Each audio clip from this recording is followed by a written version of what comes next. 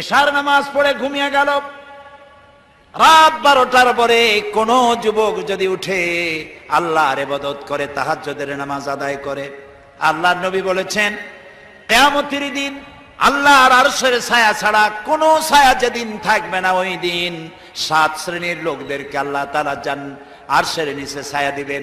তার মধ্যে এক শ্রেণী হলো ওয়াশাবুন নাশাফি ইবাদাতিল্লাহ, ওই সব যুবক যারা রাত কাটিয়েছে আল্লাহর ইবাদতের মধ্য দিয়ে, রাত গুজরান করেছে আল্লাহর ইবাদত তেলাওয়াত নামাজের মধ্য দিয়ে। আল্লাহ তাআলা কিয়ামতের দিন আরশের নিচে যুবকদেরকে জায়গা করে দিবে। আজ এই পল্টন ময়দানে হাজার হাজার যুবকদের উদ্দেশ্যে বলি, যুবকেরা, তোমাদেরকে রাজনৈতিক দলের লোকেরা তোমাদেরকে লাঠিয়াল বাহিনী হিসেবে ব্যবহার করে।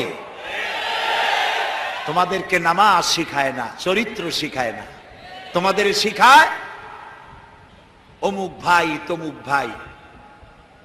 তারপরে